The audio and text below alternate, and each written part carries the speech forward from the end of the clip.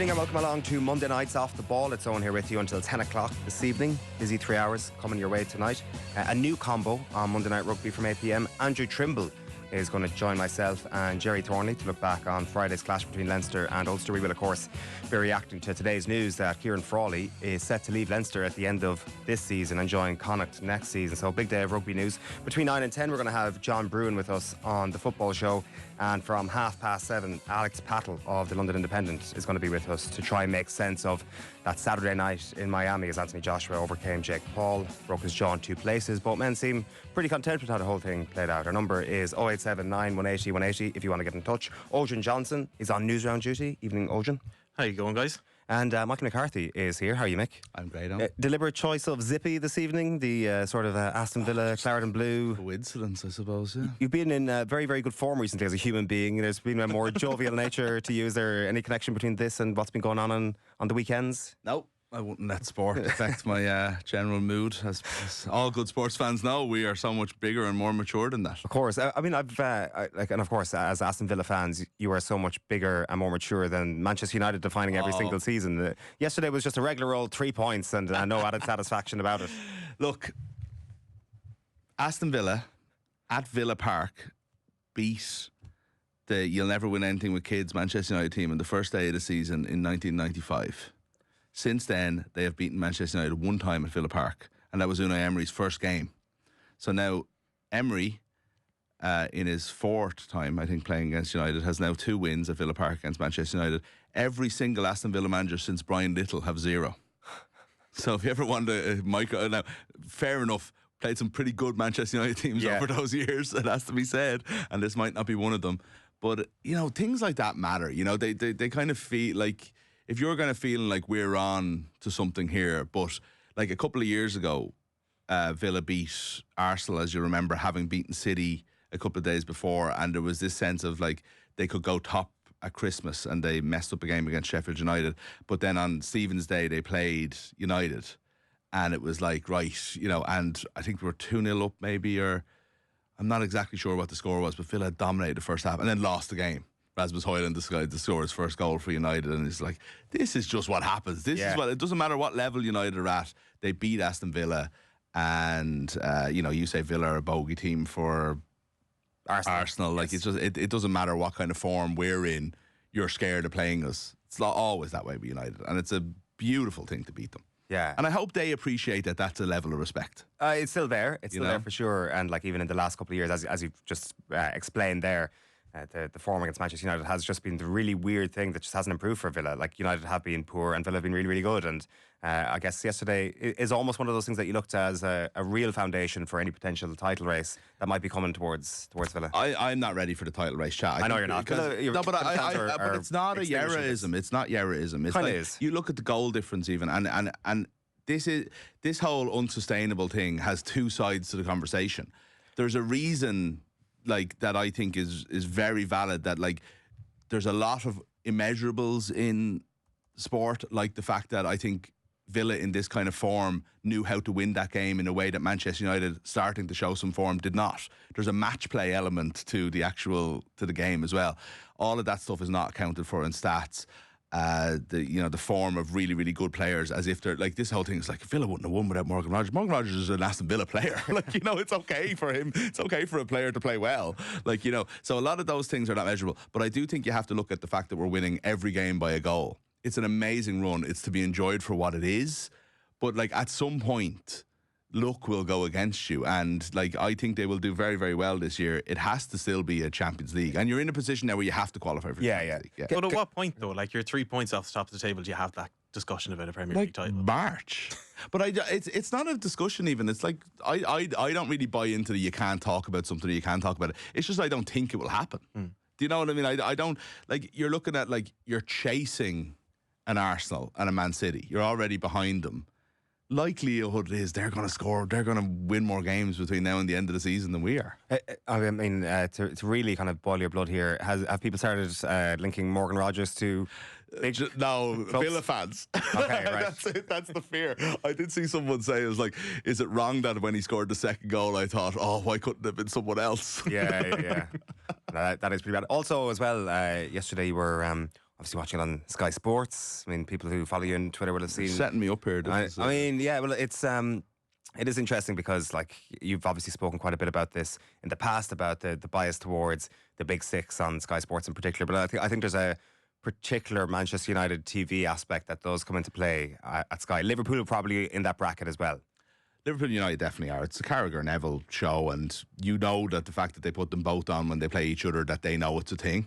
And you can't just say, like, Gary, like, you know, it's like if Troy Aikman is your commentator on the NFL and they're doing a Cowboys game, you don't feel like there's a problem there because he is doing the big game at this time the same slot.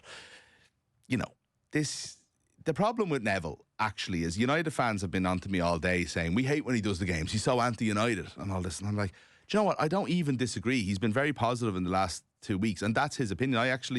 I would dig into a conversation about how well United are actually playing, but I've been doing it with United fans all day. Like Neville, that's how they feel. That's fine. I see where he's coming from, but it's more that when he's commentating on a match, his perspective is that of a Manchester United fan. He is thinking about that team and that team only. So when he's criticising them, he's only thinking about what United have done, not what, unless Roger scores a brilliant goal or whatever, but in the everyday stuff, he's not thinking about both sides. He's thinking about one side, like the commentator in a Ireland match would be, you know. And I think there's a lot of Manchester United fans and there's a lot of Liverpool fans, but I would say if you combine every subscriber of Sky, there's more of everybody else put together, and everybody pays a lot of money to watch it. And it's like, I don't really want to watch MUTV when I'm watching the Villa match. I feel it's really unfair, and I just don't understand why there isn't neutral commentators. Yeah, if they can't separate themselves from it. Well, if they can't, or if they aren't being asked to separate themselves, because I actually would say Neville and Carragher would be professional enough that if this wasn't being egged on, they wouldn't do it. So I see what you're saying. I also think though, when you're listening to Neville on commentary and Manchester United are on, if you want him talking about one subject, it is Manchester United, is the thing that he knows the most. I'm not saying that's right or that should be the way any broadcast is. By the way, I felt this watching the United-Bournemouth game last Monday night probably more than I did yesterday. It didn't bother me all that much yesterday. It was fine. It wasn't over the top even. This is a very, very general example that you're bringing up because we're talking about it, because I tweeted about it and because Villa are playing yesterday. Text in here saying Yarrow was Villa's best player last night. He ushered Matt Cash was United's best player, you know, but they were by far the better team apparently. Yeah, well, the XG does not lie, Mick, except for every single game Aston Villa played this season. Listen, will we get into the news round? Odhran, you've got a big Irish rugby story for us to kick things off. Kieran Frolley looks like he's on the move. Yeah, he's set to join Connacht from Leinster next summer ahead of the 2026-27 season. The Skerries native has spent 9 years with the native province. Will now link up with Stuart Lancaster, who has coached him for 6 years at Leinster. Frolley made 117 appearances so far at Leinster and earned 9 caps for Ireland. The natural out half has featured 8 times, first 5 as a starter for the province this senior, but mainly at inside centre and full-back. Okay, so this is, I would say, first of all, from Leinster's perspective, this is bad news. I think Kieran Frawley's been a very important player for them over the past couple of seasons. I think he's very well liked by the coaching ticket. I think it's also, at the same time, very good news for Ciaran Frawley and very good news for Connacht Rugby at this point. And Irish Rugby. And Irish Rugby, another winner. The only loser here really is Leinster, I would say. Don't we want... So let's take that. I'll come back to the Leinster thing because I think that's an interesting point. But in general, for me, I think if we have 4 provinces, like, I think we want our best rugby players playing first choice as much as possible.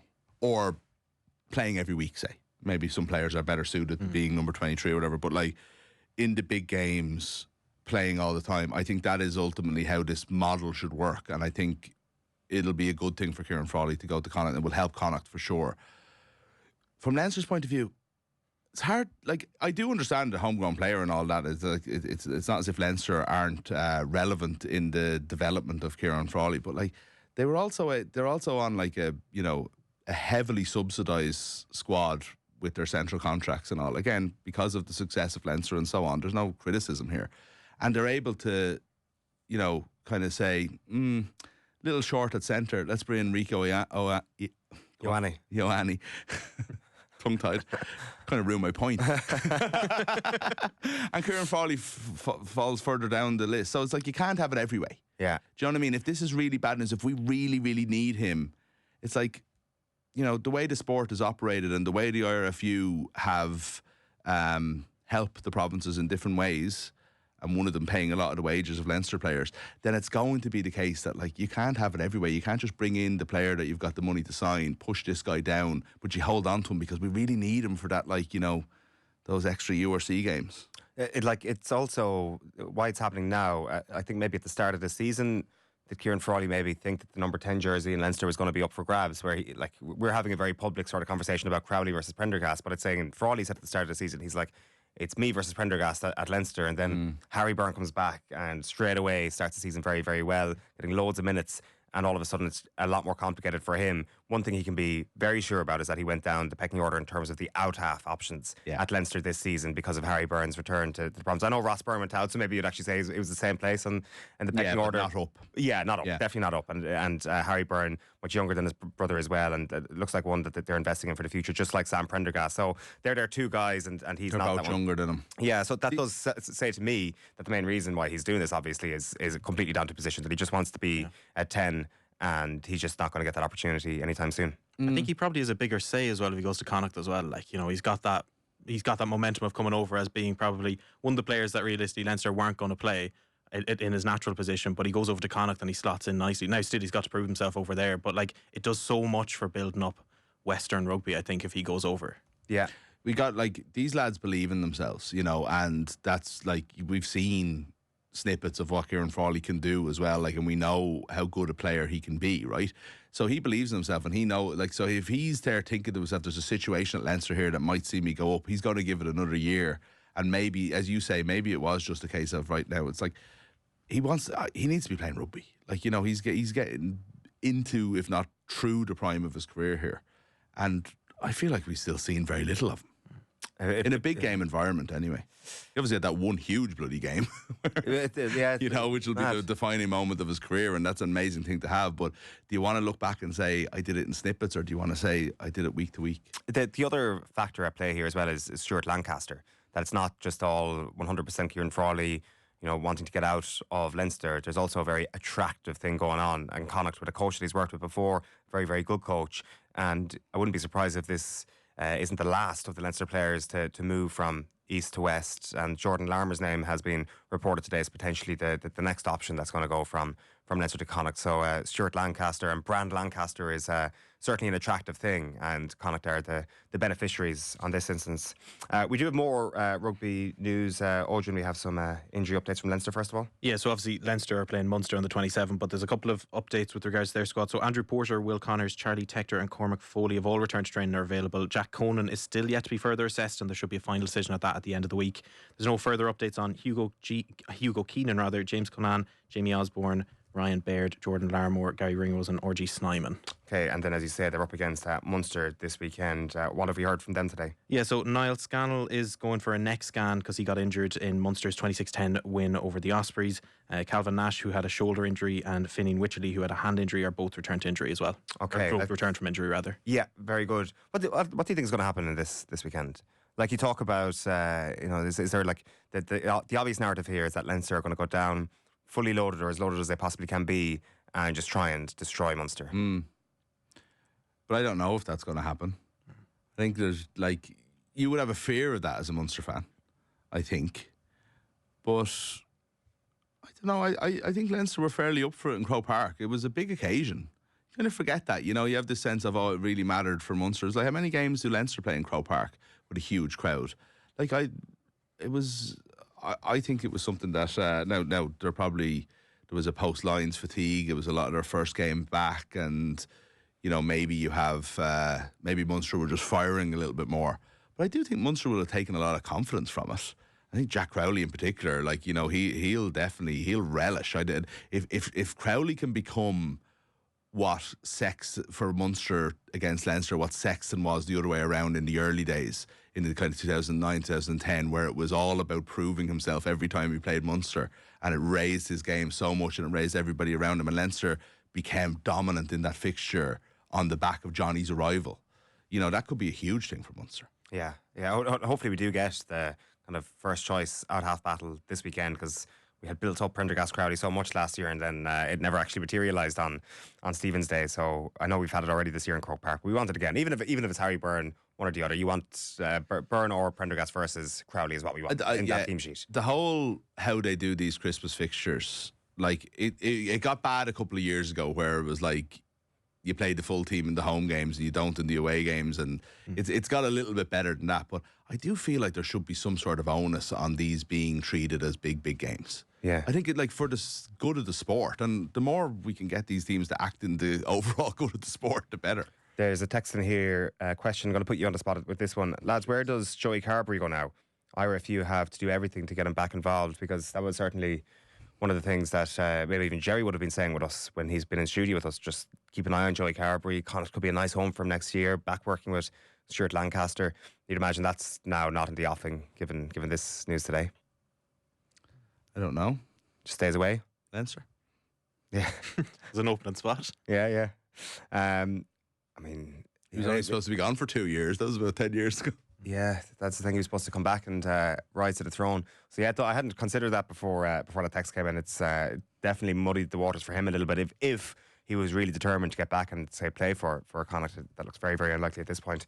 Let's move on. You have some news today from Sport Ireland and some figures reflecting 2025. Yeah, so they say 2025 has been recorded as a record-breaking year for our athletes. So Irish athletes have won 127 medals in 2025, the most successful year ever for Irish high-performance sport, according to Sport Ireland.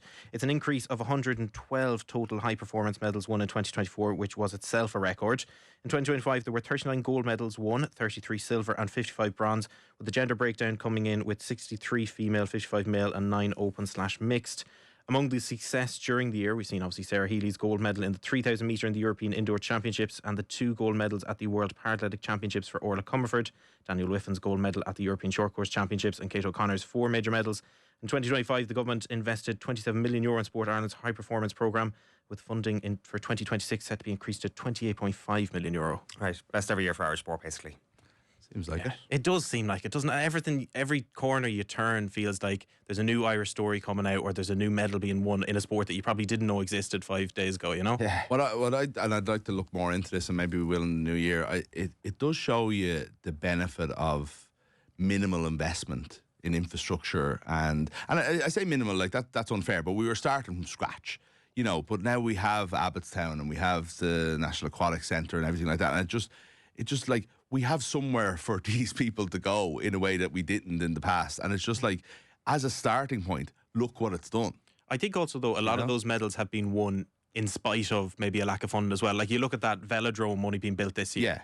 Like the fact that we've gotten medals in races for cycling without it being in Ireland is like such an amazing thing. Like, and you can only imagine that hopefully it goes further and further forward with that being built. Yeah. But what the sports campus has and what the high performance and has is there is a kind of a shared knowledge, and there's a sense that the success has bred success in other sports, which is really, really beneficial. Like that's something that should be built on. But I completely agree with you. I think this needs to be just such a starting point. Maybe the results don't even get massively better, but if we're going to sustain what we're doing at the moment, I think it just needs to be infrastructure. But even just regionally, I think over the last few years, there's been major investment put into talent transfer programs, which I think have been unbelievable for getting untapped potential in athletes. Like you look at, Mia Griffin was in the first ever Tour de France Femme, and she was in a talent transfer program at WIT and then went over to cycling at an older age of just past 20. So it is one of those things that you look at and you think there's probably still more people out there that will come through the rough, and we probably will break that record again very soon. Just before we get into today's football news, John's been in touch to say, lads, Irish rugby's in big trouble. The Galacticos of the last decade don't have a new generation coming after them. It saddens me to see what Munster is now. And Dermot's been in touch. What are mixed choices left for this week's round of Final One Standing? Are you still going in this thing? Yeah. How are you? 17 weeks in. 17 weeks and you've got 17 correct predictions in a row. Yeah. That's remarkable. What did you do last weekend? Leeds won. Dominic Calvert-Lewin helped you out. Yeah. So you're going to have to go Wolves pretty soon. So, yeah, there's 3 teams left. Just have a look at the table there and tell me who the bottom 3 are on the table there. Okay, it's West Ham, Burnley and Wolves. So West Ham are playing Fulham this week and Burnley are at home to Everton. West Ham home to Fulham. I'm obviously not picking Wolves. Week 20, if I'm still in it, Wolves will be home to West Ham. Now, because Wolves haven't won a game yet, and if they don't win in the next 2, necessarily anybody who's left in it at that stage won't have picked Wolves. because otherwise they'd be out. So win, lose or draw, that's the last group of people, regardless of what happens in week 20. So just, remarkable. West Ham and Burnley. You could be in the money. Your kids could be going to Disneyland next year, I think. Yeah, I don't know. I think there's too many people left at this stage. I don't think the big pot's going to happen, unfortunately. Right, what do you have for us in terms of football, Odhran? I think Pep Guardiola's where you're starting. Yeah, so Pep Guardiola said that he has weighed his players and warned them not to overindulge over the next few days. The Manchester City manager has given his players 3 days off, but has made clear that any member of the squad who returns out of condition will not be involved at Nottingham Forest next week. The Spaniard set out his stall when speaking to the media. They can eat, but I want to control them. I have to make a selection in 27 against Nottingham Forest. So imagine one player and I was perfect, arrived with 3 kilos more. He will be in Manchester. He will not travel to Nottingham Forest. Yeah, interesting. Virgil van Dijk was saying it's the first time ever he's going to get Christmas Day off. Arne Slot has gone no training on Christmas Day this year as well, which maybe is a very Liverpool-specific thing, given the year that they've all had to endure as well. So maybe that's exactly what they need at this point. You've got Sean Dyche as well for us. Yeah, so the Nottingham Forest boss admits his side have been grateful for the extra rest ahead of tonight's match against Fulham. Clash of Craven Cottage is the final Premier League fixture before Christmas. Dyche, whose side are also playing in Europe this season, says having 8 days between games is a welcome change. I think it's a good break this time round for the players, just because of the travelling, the game schedule, and as it keeps unfolding. So I think it's a good one coming for us this time. Okay, we'll keep an eye on that. It kicks off at 8 o'clock. Meanwhile, Martin O'Neill and one of his previous beefs has come back into fruition over the course of this morning. Yeah, so the former Republic of Ireland manager has hit out at Matt Doherty in the wake of his criticism about his Wolves colleagues. O'Neill claimed that the comments were an act of self-absolvement, as Wolves currently sit in the relegation zone with just 2 points. He said, when you do plenty of that as a player, generally speaking, there's not that much behind it all. Matt is a very good talker, but he wants to do more playing. Doherty's comments, just for those reminded again, were at the weekend, called on his teammates not to be remembered as cowards following the loss to Keith Andrews' Brentford on Saturday.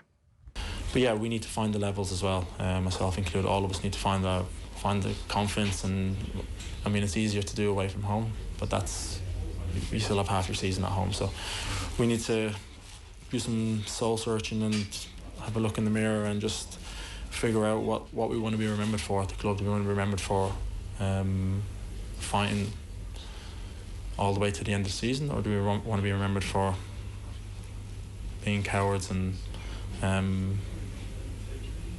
taking maybe the easy option out and maybe trying to leave in January, or letting other people not fighting and training, letting other people take your position and stuff like that. So we need to figure out, we need to look at ourselves in the mirror and figure out how we want to be remembered at the club. Doesn't really feel like self-absolvement to me.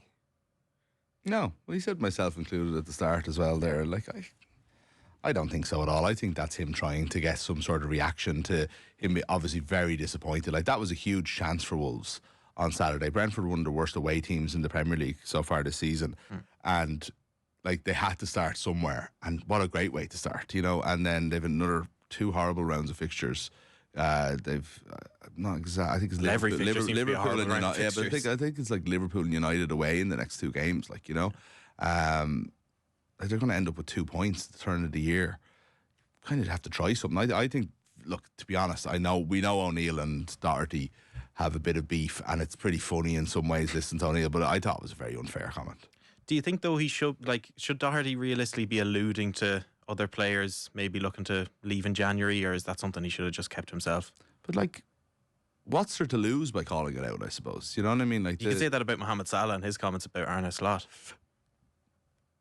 I personally don't think that they're in the same situation. I think if Wolves players, certain Wolves players have packed it in, I think for the good of, trying to, weed it out a little bit, I think a comment like that is no harm. It's interesting though, you wonder where he's coming from. Like, did you hear Joe Hart, the word Joe Hart used to describe him a match of the day? He's like, I know, Matt, I want to give him a hug. He looks poorly.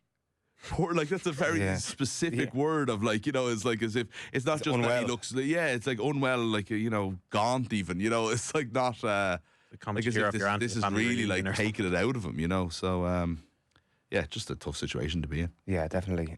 We've got Charlie Smith then, and another amazing night. Yeah, down man. Yeah, his dream week has gotten even better as the 24-year-old tied a franchise record with 5 field goals to help the Saints get past the Jets yesterday.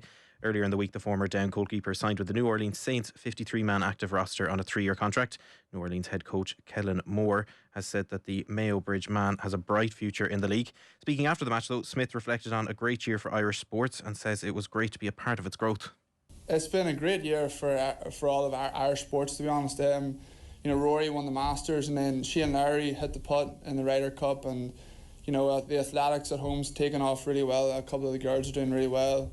The Irish soccer team had a big win against Hungary a couple of weeks ago. So I feel like the sports at home's rising. Katie Taylor in boxing, so it's the Irish sporting culture around the world is really picking up, and it's pretty cool to be a part of that. So just got to keep it going now. Yeah, we will restate it. Best ever year for Irish sport is what Charlie Smith is saying. Yeah, but he had been asked very specifically in the question about the year it's been for Northern Ireland. I thought he handled it beautifully. He just answered a completely different question, but didn't do it in any way that was calling anything out or suggesting that the person was wrong or disavowing the fact that he's from Northern Ireland in any way. But handled beautifully. Talk to us about the night he had last night. Yeah, it's not often you'll get a kicker have 5 out of 5 successful field goals. None of them were absolutely exceptional, but it's just showing a level of consistency that this isn't phasing him. The Saints have won the last 3 games. He's come into the team at a time when this it was a dead and buried season. They were just in the horrors basically. They brought in a new quarterback that they drafted halfway through the season, and he's been better than people expected. They've a new young coach that was he was the offensive coordinator for the Eagles. They won the Super Bowl last year. People, one of those ones that you hope he's going to be a good coach, but you don't know. But he seems like he is. And in the midst of them kind of getting it together, Charlie has come in and been a breath of fresh air. And we've seen from the videos in the locker room and stuff like that, they just seem to love him, which isn't always the way with a kicker. There was an interview with Brandon McManus a few weeks ago. He's the Packers kicker, right? And he was injured or something, and he's been around for a long time. He was with Denver for a while. I think he might have had the record at one stage for longest kick. He's a fairly well-known player. And he was asked in the interview, what did Coach LaFleur, the Matt LaFleur is the coach of the Packers, say to you before the game? And he goes, he doesn't talk to me. And then it goes to LaFleur, and he's asked the question. He goes, yeah, I don't talk to kickers. Okay. It's this is how they're treated. They're treated like dirt. Yeah. And it doesn't seem like this is the case with him. So he's in a brilliant situation, and he's doing his job. You know what I mean? He got and there was a full video. I watched a whole lot of it. My wife's a Saints fan. She sent it on to me of them giving out the game balls the way they do when they win games. Now, in fairness, Kellen Moore, the coach, is giving out far too many game balls, if you ask me. It went on for about 25 minutes. But they go, where's that Irish guy? 5 out of 5. Good man. He throws in the ball, so he's part of the whole team. At what stage are we talking about this guy being a regular NFL fixture? He got signed there during the week. It's on a 3-year contract. It kind of doesn't really mean anything other than he's on a decent salary now. But what it does mean is that he's the Saints kicker from now on. There's no reason that he won't start next year as the only kicker on their 53-man roster. And it'll be his job to lose. So we're kind of in at that stage now. There's no real reason to think that unless something goes wrong or an injury, that he's going to lose that place. And is there a chance and then once he kind of does, if he does a full season next year and keeps up this form, then you're into he's just a guy who's going to be around the NFL for a long time, because when you do get cut, places always need kickers, and they look for the proven guys. Is there a chance that he's actually amazing in an NFL context as well? He's obviously unbelievably talented in a global context, and his story is outrageous. But against the other 29 starting kickers in the NFL, is there a chance that actually he could be close to the top of the class? I don't know enough about it yet. He started off really, really well. He hasn't made every kick or anything like that, but he's made a 57-yarder. Consistency is what's going to keep you in the NFL. What's going to kind of make you famous is if you're the kind of guy who's regularly nailing, 55 and above. And, on commentary, they're like, they only have to get to the 40-yard line because they've got Charlie Smith to come on, and that's it, And there's always only about 3 or 4 of them at a time. We won't know that, I think, for a while. But what's going to keep him in the NFL is consistency and just always be there. And don't forget as well, he had an onside kick in his first game and it was successful. I think there's been 2 successful onside kicks in the NFL this year, maybe 3. And he had one of them. So, you know, like if he's able to do little things like that and he's got a few kind of tricks to him, then again, it's a great story. I think I feel like we might have settled a little bit on this story at this stage if it wasn't for the fact that Charlie Smith talks the way he does and nothing phases him and he's as likeable as he is. You know, I do think there's a lot to do with him, this being Charlie Smith rather than there being an Irish guy in the NFL. That is very true. Yeah, every single piece of content around him is just very wholesome, and like you heard from the clip there, he's got a very languid style about him. Just completely unflappable. He seems to have the perfect temperament for this job, as much as the vast array of talent required to actually do this job well as well. So he's wearing very a Guinness hopeful jumper in that. that press conference. Yes. Yeah, like it nearly almost spells out "I am Irish." Yeah. Just the leprechaun hat was too much, I thought. You know, but.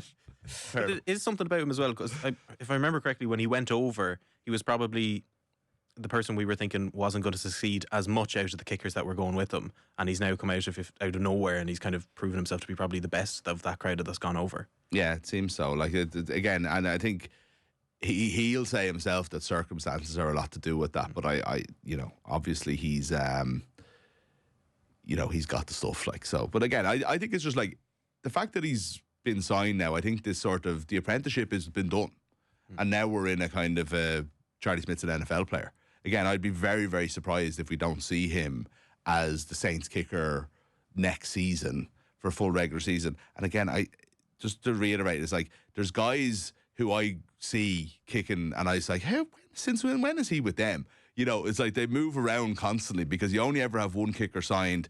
If you've got a bit of experience, there's going to be jobs there for you, like, you know. Yeah, it's amazing. It's been a brilliant wrinkle in this NFL season so far. We shall leave the Newsround there. Odhran, thank you very much for that. Mick, you'll be back with us for the football show